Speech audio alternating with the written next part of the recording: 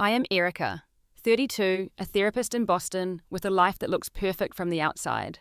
I have my own practice, a beautiful apartment overlooking the harbour, and a fiancé who loves me deeply. But yesterday, my phone rang with a call that shattered my carefully constructed peace. After 10 years of minimal contact, my father wanted to talk.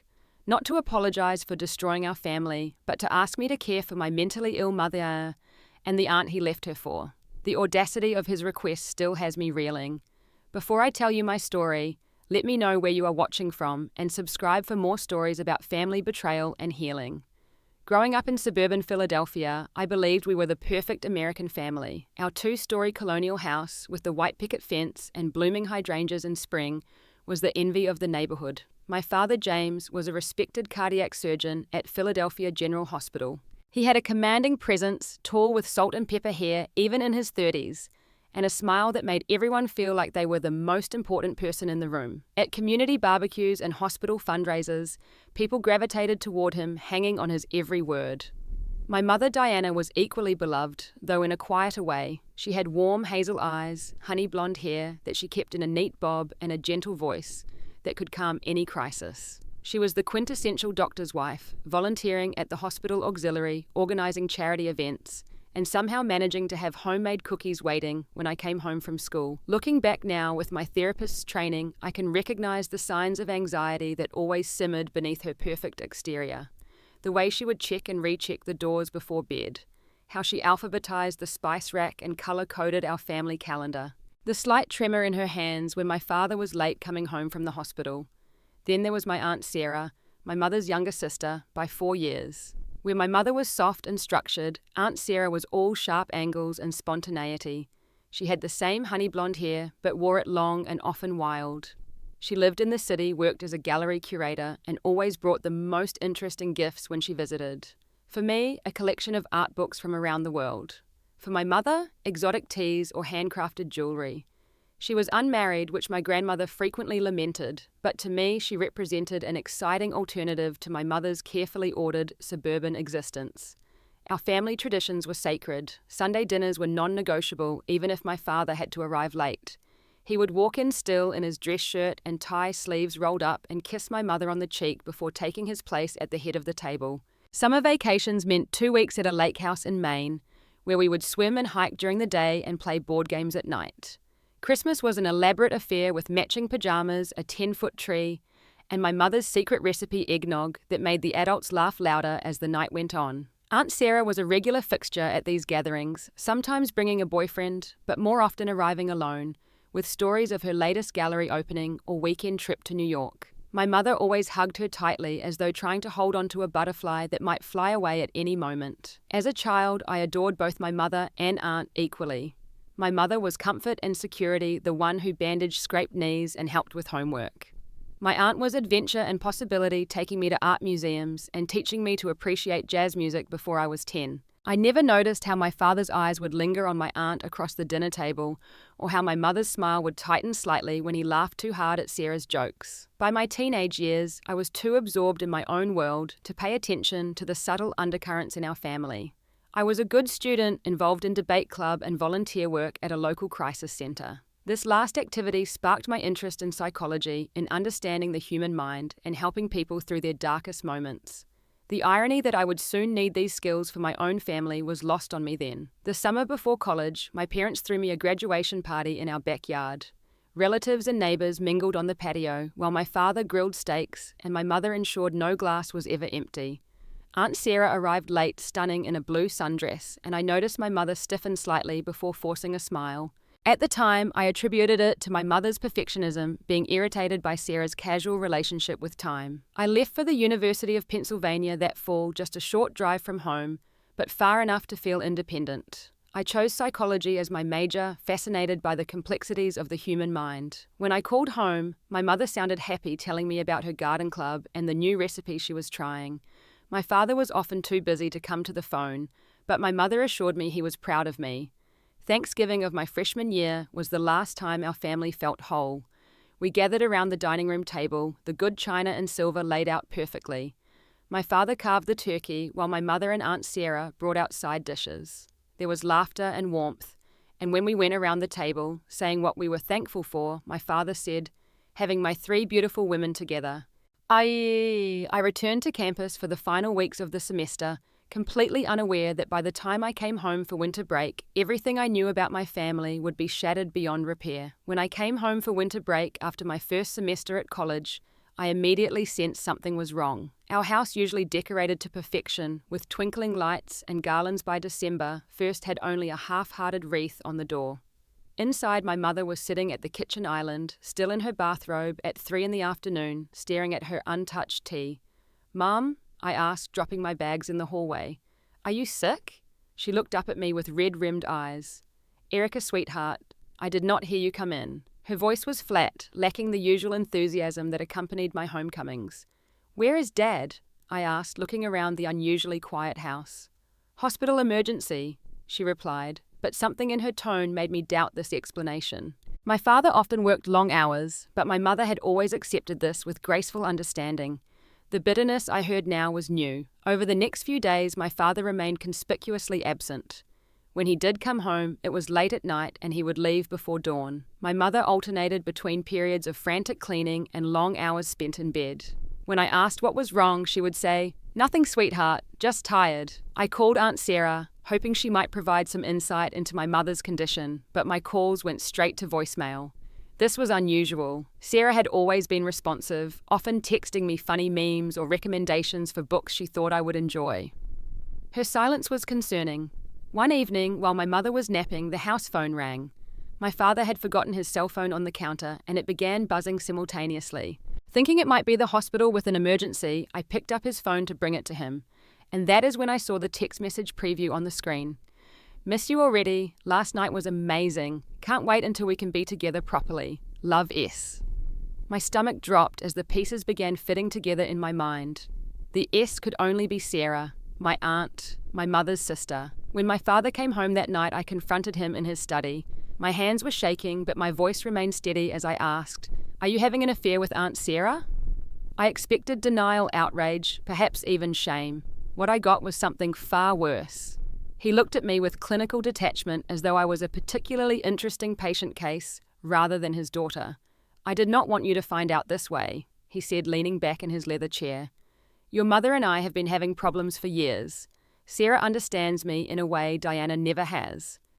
The coldness of his confession felt like a physical blow.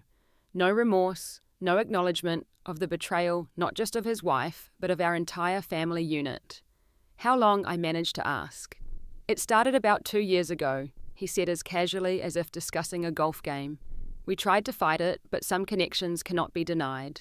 2 years. While I was finishing high school, while he was playing the devoted husband and father, while my mother was planning family dinners and keeping his favorite shirts perfectly pressed. Does Mum know?" His eyes flickered with the first sign of discomfort. "She has suspicions. We were planning to tell her after the holidays. We wanted to spare you this during your first semester." How considerate, I thought bitterly. Christmas Day brought the final collapse of our family facade. We were sitting in the living room, the air thick with unspoken tension.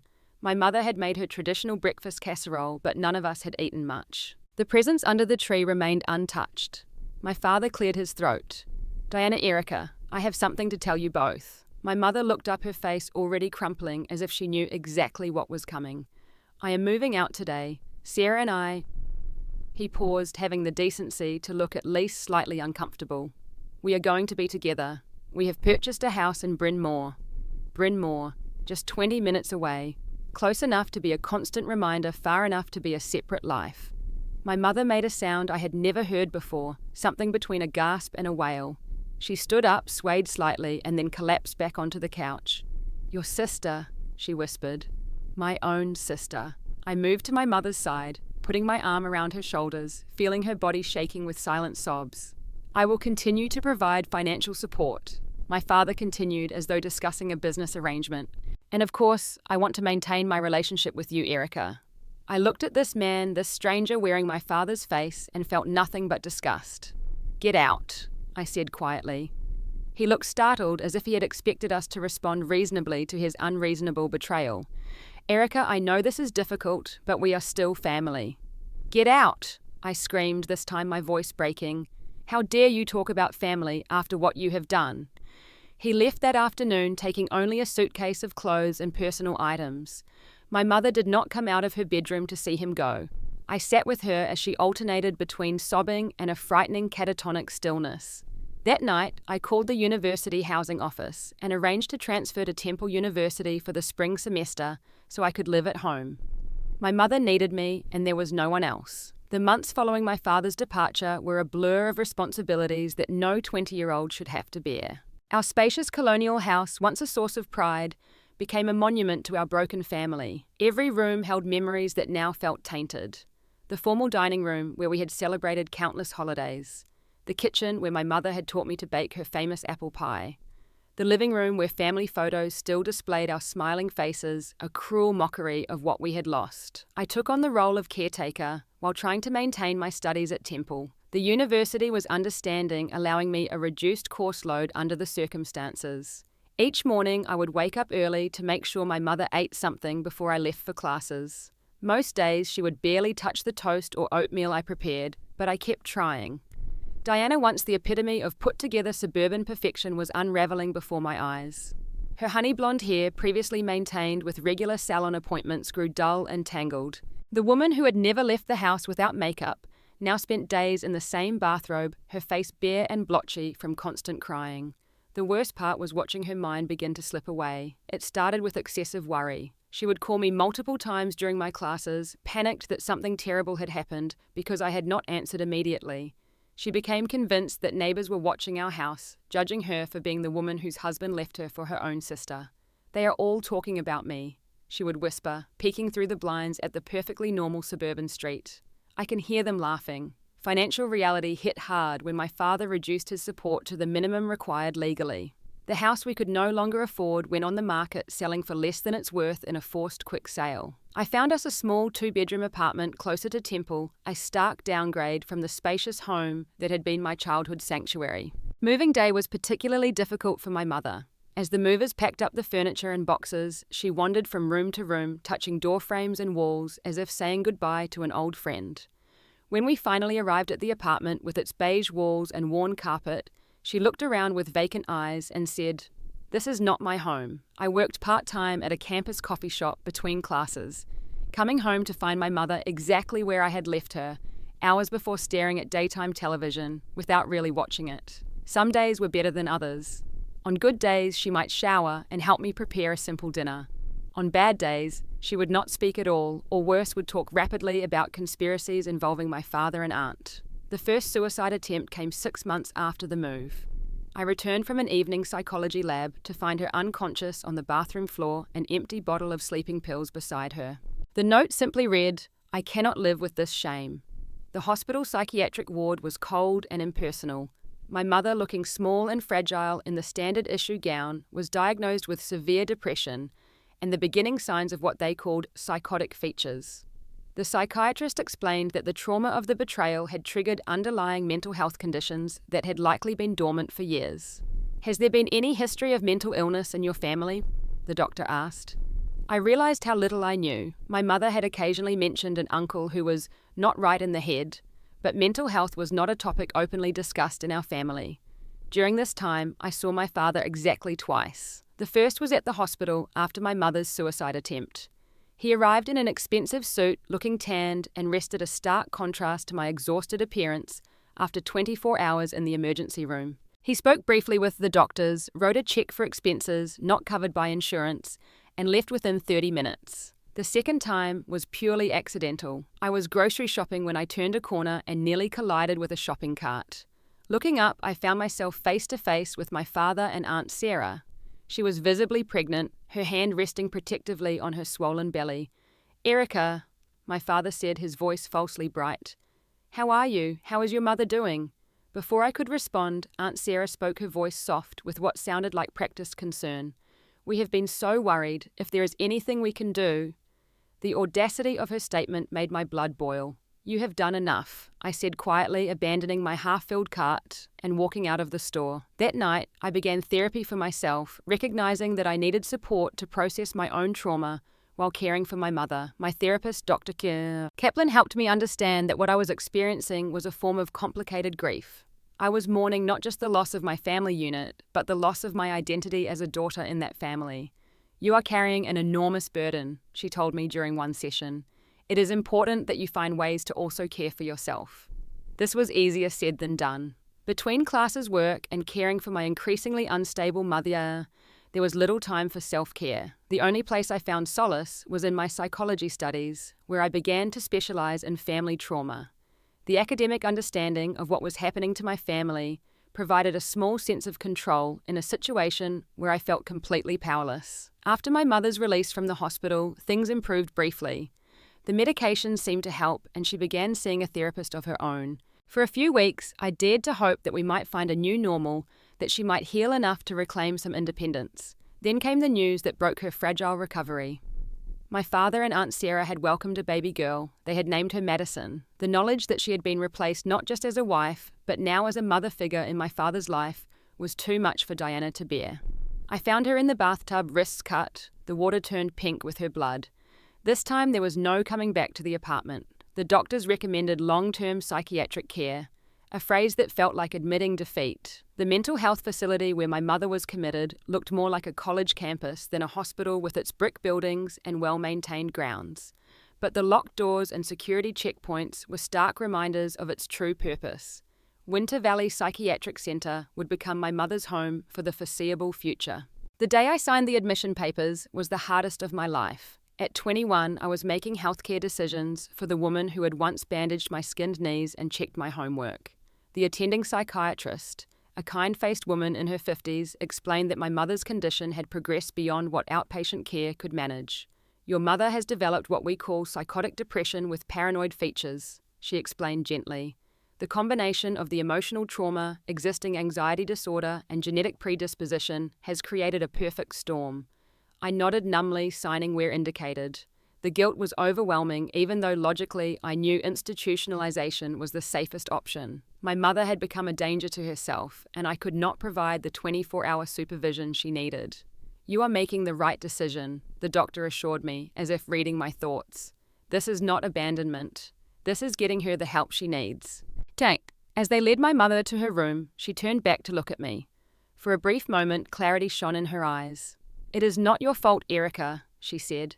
It was the most lucid thing she had said in weeks. With my mother now in professional care, I faced another difficult decision. I could continue my current path working part-time while struggling through school, or I could focus on completing my education so I could eventually better support both of us. After much consideration and consultation with my therapist, I chose the latter. The decision to prioritize finishing my degree while my mother was institutionalized came with its own burden of guilt. I felt as though I was abandoning her, choosing my future over her present needs.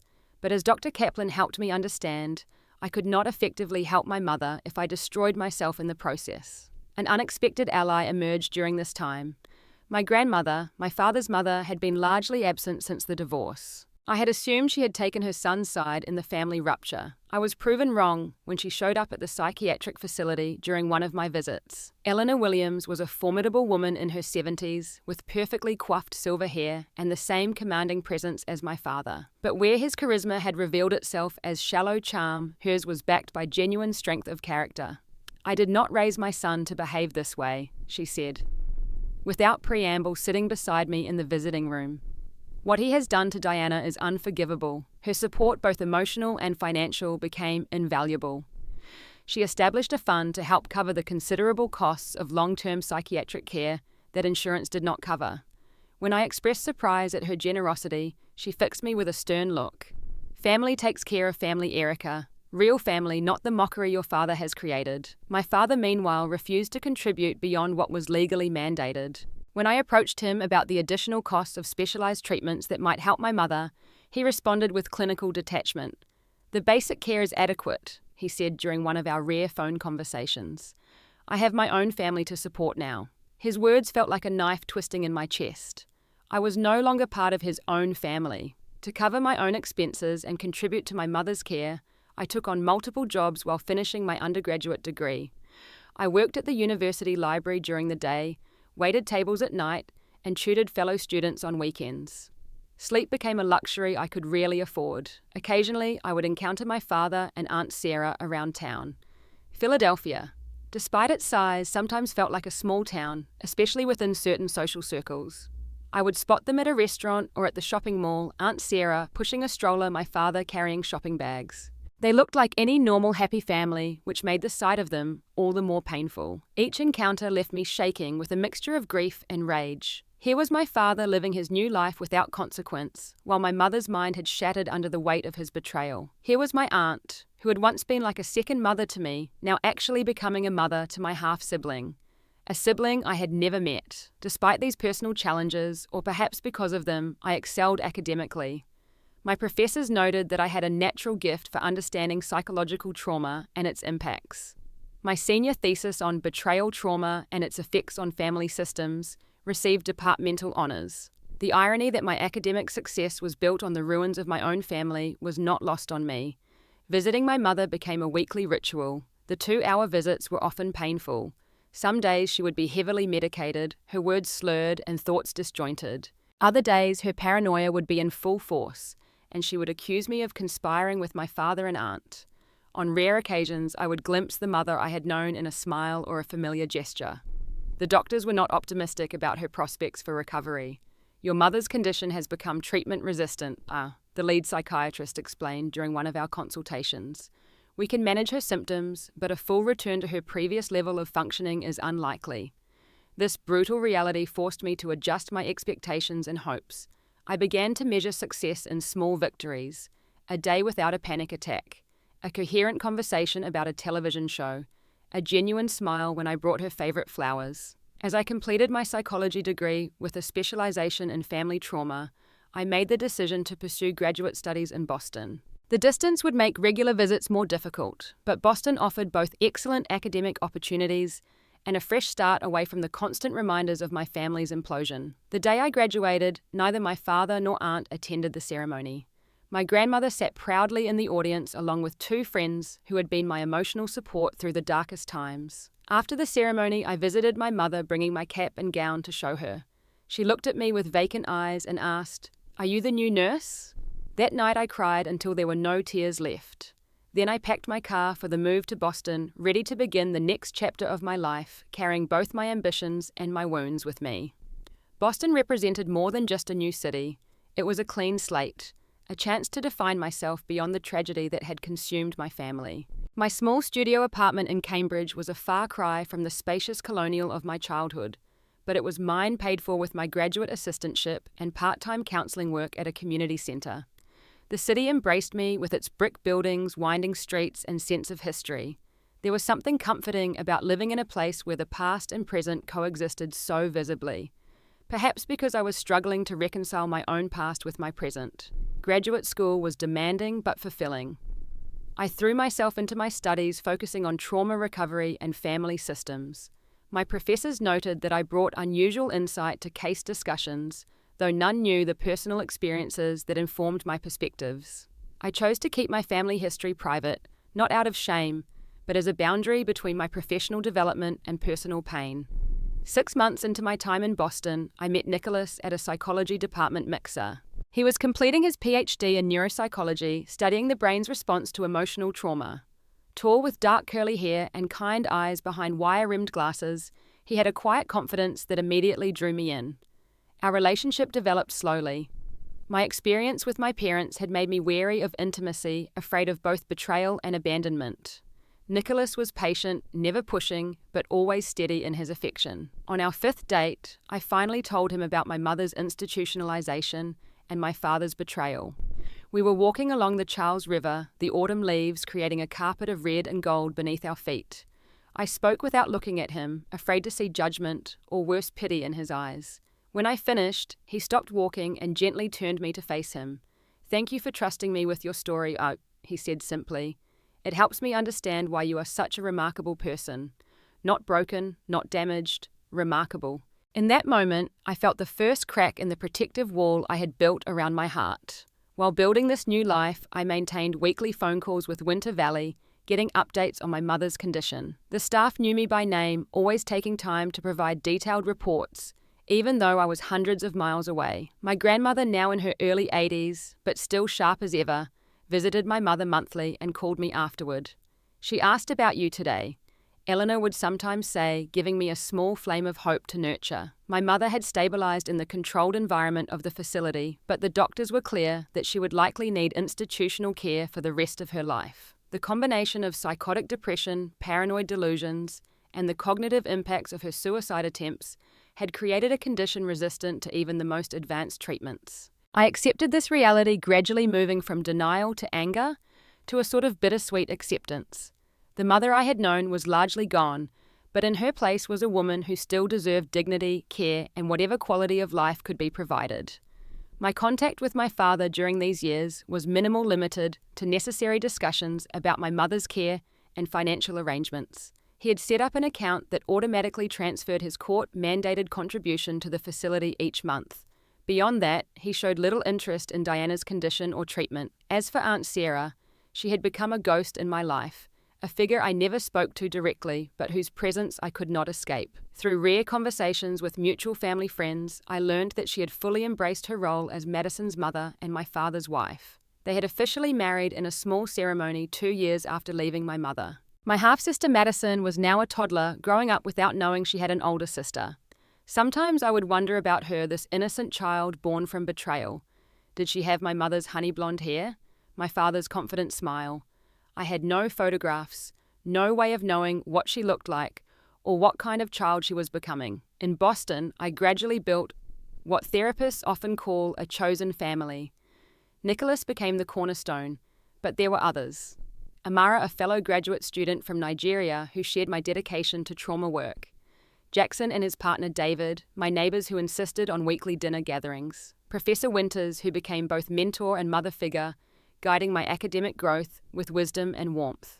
My professional identity took shape alongside these relationships. After completing my master's degree, I began working at a family therapy center while pursuing additional certification in trauma recovery. My colleagues noted my particular skill in helping clients navigate family ruptures and betrayals. One supervisor commented, "You have an uncanny ability to guide people through their darkest moments toward healing. If only they knew the darkness I had walked through myself."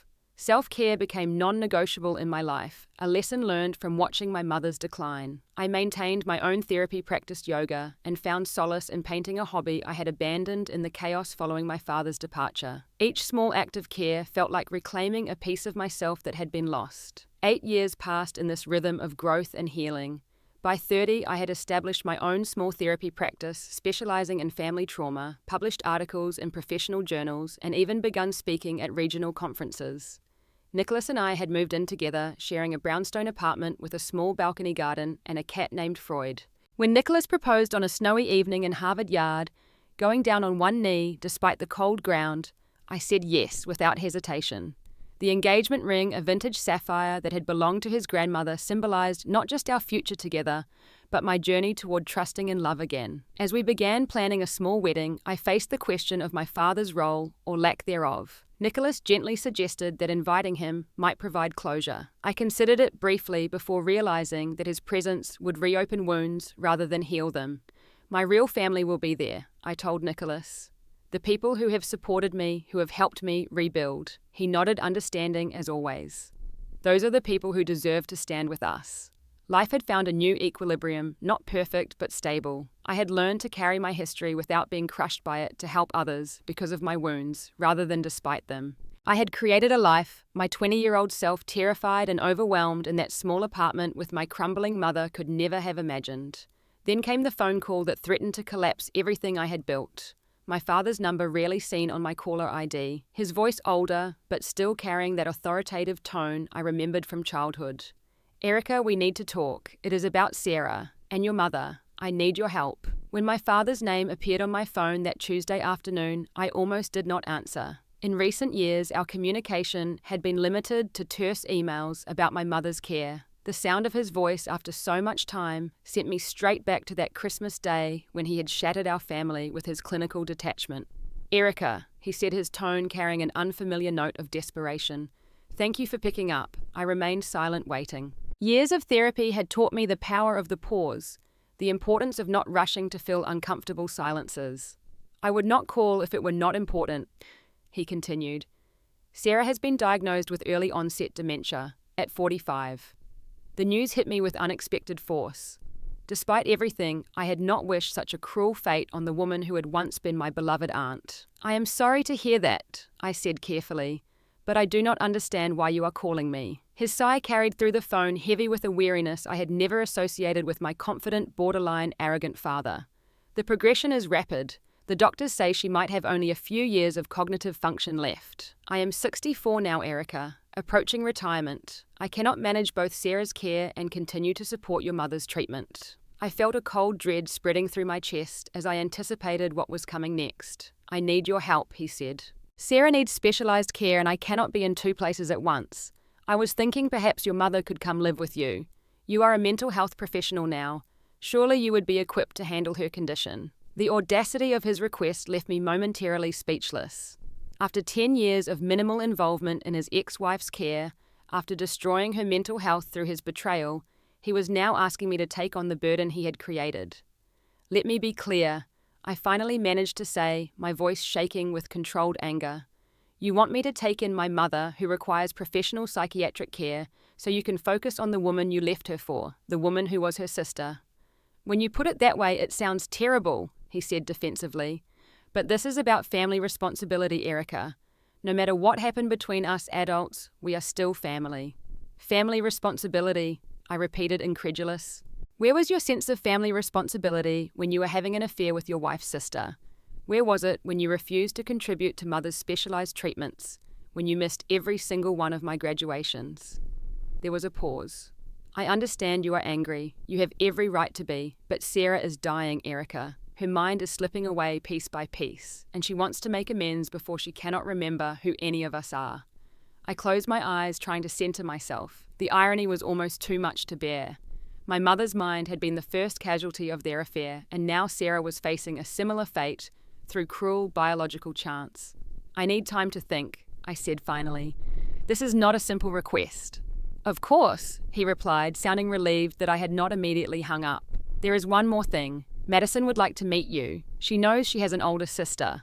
Madison, my half-sister now 9 years old, a child who had done nothing wrong, born into a situation created by adults. After ending the call, I sat motionless in my office, staring at the degrees framed on the wall, credentials that certified my expertise in helping others through family trauma, yet I felt completely unequipped to navigate my own. That evening, I told Nicholas about the call.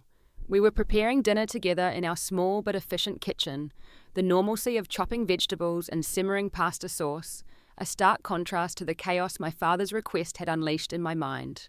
What are you thinking? Nicholas asked gently after I had relayed the conversation.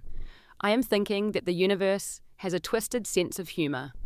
I replied, setting down the knife I had been using to slice mushrooms. The 2 women who were once closest to me, both losing their minds in different ways. Nicholas set the wooden spoon aside and turned to face me fully. You know you do not have to take on this responsibility. Your father made his choices. These are the consequences. I know, I said, but there is Madison to consider, and my mother. Decisions about her care should not be made only because my father finds it inconvenient now. Whatever you decide, he said, taking my hands in his, I am with you, but promise me you will not sacrifice your own well-being out of some misplaced sense of obligation. The following week, after several sessions with my own therapist and many long discussions with Nicholas, I decided to return to Philadelphia to assess the situation firsthand. The flight from Boston was brief, but the journey felt monumental, like crossing back into a past I had worked so hard to escape. My father's house in Bryn Mawr was not what I expected. Rather than the ostentatious display of wealth I had imagined, it was a modest colonial similar to our family home, but smaller with a slightly neglected garden. He answered the door himself, and I was struck by how much he had aged. The commanding presence had diminished his shoulders, slightly stooped deep lines etched around his mouth and eyes. Erica, he said, his voice carrying genuine emotion for the first time in years. Thank you for coming. Inside the house was clean but cluttered in a way that suggested a recent attempt to tidy up. Framed photographs lined the hallway, many featuring a young girl with honey blonde hair and my father's confident smile. Madison, the sister I had never met. Sarah sat in the living room, and the sight of her was jarring. The vibrant, stylish woman of my childhood had been replaced by someone who seemed simultaneously older and oddly childlike. Her once wild blonde hair was cut into a practical bob now streaked with grey. She looked up as we entered, her expression confused. "James, who is this?" she asked, her voice carrying the slight slur characteristic of certain dementia medications. My father exchanged a glance with me before answering gently. "This is Erica Sarah, Diana's daughter, my daughter." A flash of recognition crossed her face, followed by what looked like shame. "Erica," she repeated, "you are so good at art. I gave you those books from Paris." The fact that she remembered this specific detail, while forgetting who I was entirely, felt like another cruel twist. "Yes," I said simply. "I still have them." As we sat in the living room, the adult me observing with clinical detachment, while the child in me screamed with confusion and hurt, my father explained Sarah's condition. The diagnosis had come 6 months earlier after she had gotten lost, driving to a grocery store she had visited weekly for years. The progression was unusually rapid, with significant cognitive decline already evident. The specialists believe she may have only 2 to 3 years before requiring full-time institutional care, he explained, his clinical doctor's voice faltering slightly. Already she cannot be left alone. Akmetian. I nodded, understanding the implications. My father, approaching retirement age, was facing the prospect of caring for a wife with advancing dementia, while still legally obligated to support his ex-wife's institutional care. The financial and emotional burden would be crushing, even for someone of his resources. Our conversation was interrupted by the sound of the front door opening, followed by a young voice calling out, "Dad, I got an A on my science project."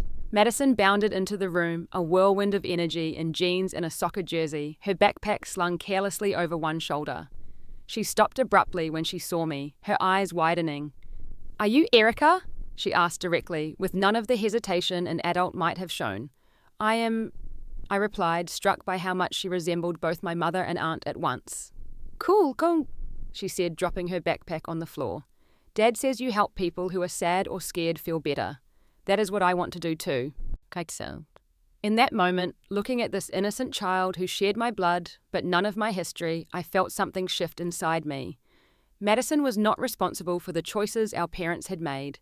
She was simply a girl who had grown up knowing she had a sister somewhere, a sister who had never acknowledged her existence. The visit lasted 3 days, during which I observed the increasingly complicated dynamics of the household. My father trying to balance his medical practice, Sarah's care, and Madison's needs. Sarah alternating between moments of lucidity, where she seemed aware of the pain she had caused, and periods of confusion, where she would ask when Diana was coming to visit. Madison wise beyond her years, helping her mother remember to take medications and gently correcting her when she became disoriented. I also visited Winter Valley to check on my mother. Her condition was stable but unchanged. She recognized me that day, a small blessing, and asked if I was happy in Boston.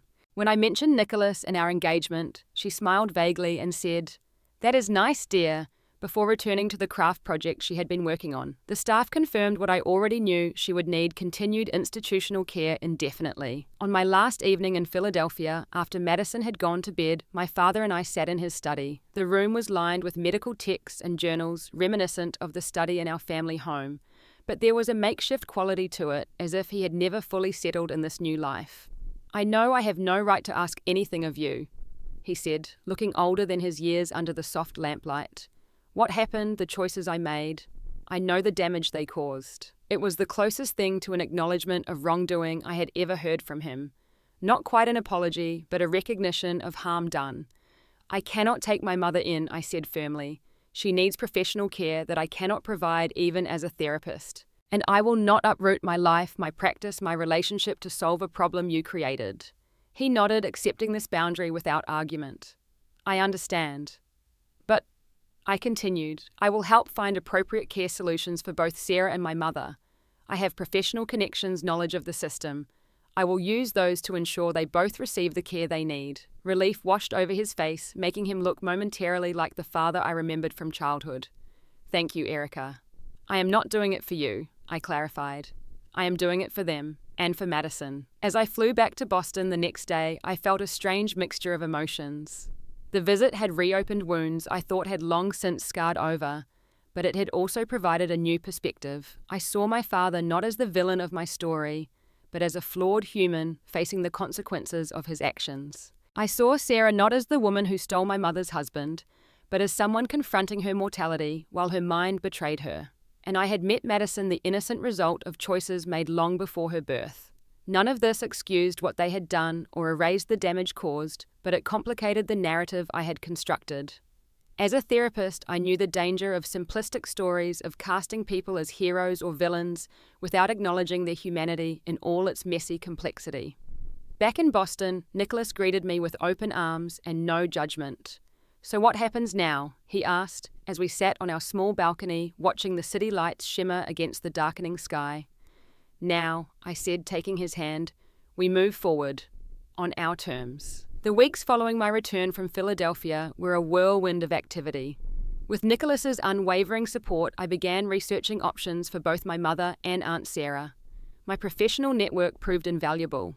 Colleagues recommended specialized facilities, offered consultations on complex cases, and provided insights into navigating the often Byzantine world of long-term care insurance and Medicare. "You do not have to solve this all at once," Nicholas reminded me one evening as I sat surrounded by brochures and printouts, my laptop open to yet another facility's website. "This is a marathon, not a sprint." He was right, of course. I had fallen into my old pattern of taking responsibility for problems I had not created, trying to fix a situation that had no perfect solution. Years of therapy had helped me recognize this tendency, but old habits resurface in times of stress. During a video call with my father to discuss options, I finally found the courage to set firm boundaries. The camera revealed the strain on his face, the dark circles under his eyes, evidence of sleepless nights. Despite everything, I felt a flicker of compassion for him. Age and circumstance had humbled the man who once seemed invincible to me. "I will help coordinate care," I told him, my voice steady. "I will use my professional knowledge to find the best options, but I will not be personally providing care for either of them. That is a line I cannot cross." He nodded acceptance rather than resentment in his expression. "I understand. That is more than fair considering everything. And there are conditions," I continued. "You will ensure full financial support for both of them.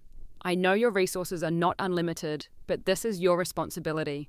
"Of course, Mum," he agreed quickly. "And I want to establish a relationship with Madison," I added. "She deserves to know her sister, and I would like to know her." At this, his expression softened slightly. "She would like that very much. She has been asking about you for years." The knowledge that this child had been curious about me, perhaps even longing for a connection, touched something deep within me. In Madison, I saw a chance to break the cycle of estrangement that had defined our family. 2 months of research and countless phone calls later, I had assembled viable options for both women. For my mother, a transfer to a specialized facility in Massachusetts that focused on long-term psychiatric care with an emphasis on quality of life. The proximity to Boston would allow me more frequent visits, something the staff at Winter Valley had always encouraged. For Sarah, a residential memory care program with an excellent reputation for dignity-centered approaches to dementia. The facility was in Pennsylvania, close enough to my father's home that he could visit daily with Madison, but with the professional care Sarah's rapidly progressing condition required. Presenting these options to my father required another trip to Philadelphia. This time, I brought Nicholas with me, wanting him to meet Madison and to have a steady presence during what would inevitably be difficult conversations. My father welcomed us at the airport, shaking Nicholas's hand with formal politeness. "Thank you for coming, he said. "Both of you." Madison was less reserved, throwing her arms around me in an enthusiastic hug before turning to Nicholas with open curiosity. "Are you the brain doctor?" she asked. Nicholas crouched down to her level, his natural ease with children immediately apparent. "I am a neuropsychologist," he confirmed. "I study how the brain works when people feel different emotions." "Cool," Madison declared. "Can you tell what I am thinking right now?" "Afraid not," he laughed. "But I bet you are thinking that your sister and I brought you a present from Boston." Her eyes lit up. "Did you?" I handed her a carefully wrapped package containing books about famous women scientists and a real microscope, suitable for a curious 9-year-old. "Your dad mentioned you love science," I explained. Her delight was genuine, and watching her excitedly examine the microscope, I felt a connection to this half-sister I had resented in theory, but could only love in reality. The difficult conversations came later after Madison had gone to bed. Sarah was having what my father called a good day, her mind relatively clear, though her speech remained slightly slurred. She sat quietly as I presented the options for her care, occasionally nodding. "I know what is happening to me," she said suddenly, her gaze surprisingly direct. "I know what I did to Diana. To you." The room fell silent. Nicholas squeezed my hand supportively. "I cannot change the past," Sarah continued, "but I want you to know I am sorry, truly sorry." "Thank you for saying that," I said simply. After Sarah retired for the night, my father Nicholas and I discussed the practical aspects of the care plans. The financial realities were stark. Even with my father's resources and insurance coverage, the cost of long-term care for two women with complex needs was daunting. "I will liquidate my retirement accounts if necessary," my father said. "This is my responsibility." It was the first time I had seen him fully accept the consequences of his actions without qualification or excuse. Perhaps facing Sarah's decline had forced him to confront his own mortality and the legacy he would leave behind. The next morning, Nicholas and I visited my mother at Winter Valley. I had prepared him for the visit, showing him photographs of my mother from before the breakdown and explaining the nature of her condition. Still, I could see the shock in his eyes when we were led to the common room where she sat staring vacantly out the window. "Mom," I said, gently touching her shoulder, "I have brought someone to meet you. This is Nicholas, my fiancé." She turned slowly, her gaze unfocused at first, then settling on Nicholas. "You have kind eyes," she said. "Are you good to my daughter?" "I try to be," Nicholas replied, taking the seat beside her. "She means the world to me." A smile flickered across my mother's face, a rare and precious sight. "Good. She deserves kindness." It was one of her more lucid moments, and I treasured it, knowing how fleeting such clarity could be. As we discussed the possibility of moving her to the Massachusetts facility, she seemed to understand, nodding occasionally. "Would it be closer to you?" she asked.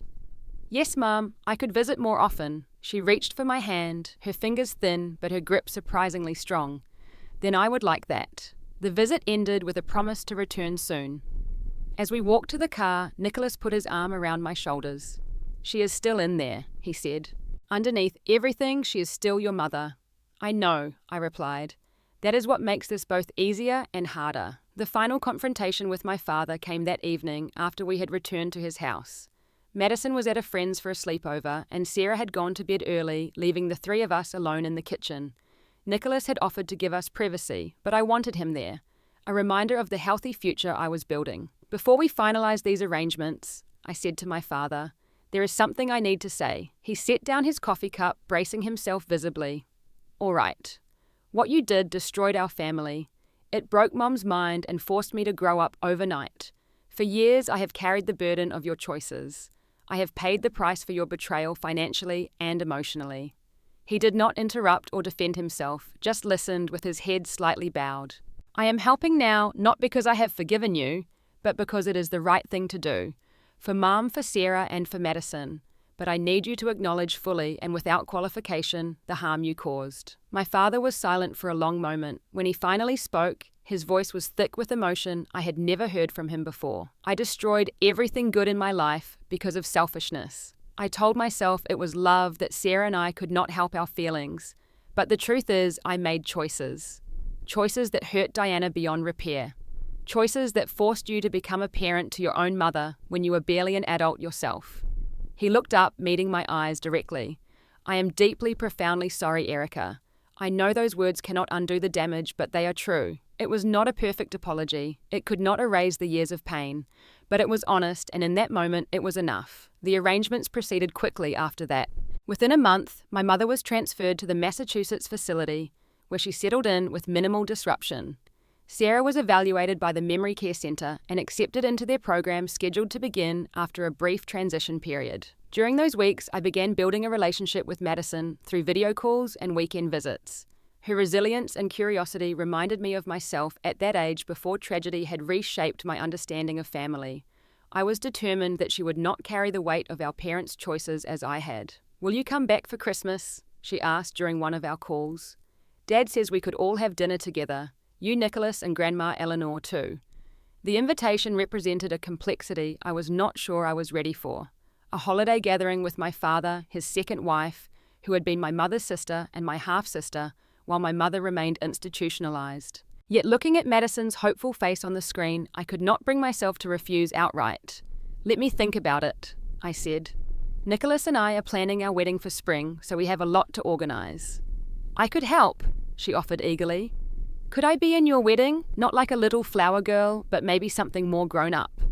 The question caught me off guard. I had not considered including Madison in our wedding plans, but her eagerness touched me. That is a wonderful idea, I found myself saying.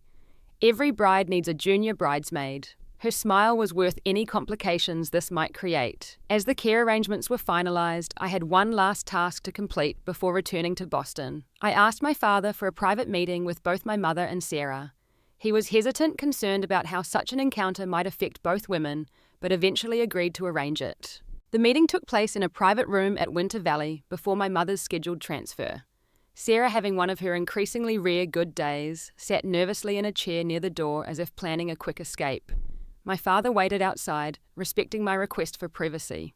When the staff brought my mother in, she looked confused at first, then stopped abruptly at the sight of Sarah. She said a single word loaded with decades of pain. I moved to my mother's side, taking her arm gently. Mom, Sarah wanted to see you before you moved to the new facility. Sarah stood, her movements uncertain. Diana, she said, her voice barely above a whisper. I am so sorry. I expected anger, perhaps even hysterics from my mother. What I did not expect was the calm that came over her face. They say I am crazy, she said with surprising clarity. But you were the one who made the crazy choice, Sarah.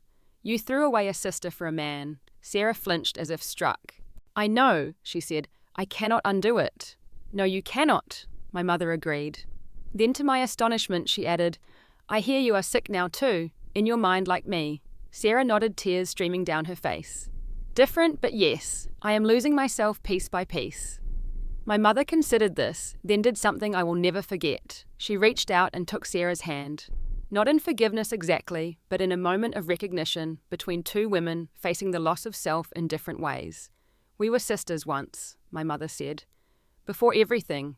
I remember that sometimes. They sat together for a few minutes, not speaking further, just holding hands. It was not reconciliation in any traditional sense, but it was something real and profound.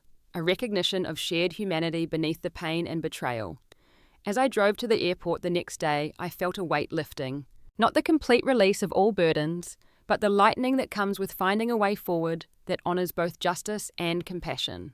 I had set boundaries that protected my well-being while ensuring care for those who needed it. I had found a connection with Madison that promised to break the cycle of family estrangement. Most importantly, I had reclaimed my story. No longer was I defined solely as the daughter of a broken family, the child who had to become a parent overnight. I was Erica Williams' therapist, fiancée sister, and soon-to-be wife, a woman who had taken the broken pieces of her past and built something strong and beautiful from them. Our wedding took place the following May in a small ceremony in the Boston Public Garden. Nicholas and I had opted for simplicity and meaning over tradition. My grandmother Eleanor, now approaching 90 but still formidable, sat in the front row. Madison stood proudly as junior bridesmaid, having helped choose the flowers and music with surprising taste for a 9-year-old. My father attended at my invitation, sitting quietly in the back. Not to walk me down the aisle, that honour went to Professor Winters, my mentor and surrogate mother figure, but to witness the happiness I had created despite everything. My mother could not attend her condition, making such an outing impossible, but I had visited her that morning in her new facility wearing my wedding dress. You look beautiful, she had said, one of those precious moments of connection that I had learned to treasure. Sarah's condition had deteriorated rapidly, and she remained in Pennsylvania under my father's daily care until her place at the memory facility was finalized. Madison had brought a tablet to show her pictures of the wedding preparations, though it was unclear how much Sarah comprehended. As Nicholas and I spoke our vows beneath flowering cherry trees, I felt the presence of my past without being consumed by it. The journey from that devastating Christmas day to this moment of joy had been long and painful, but it had brought me to a place of strength I might never have found otherwise. We had written our own vows, and as I spoke the final lines of mine, I looked not just at Nicholas, but at the gathering of people who had helped me heal. I promise to build with you a family defined not by blood, but by love, not by obligation, but by choice, not by perfect pasts, but by the commitment to create a better future together. The path forward would not always be smooth.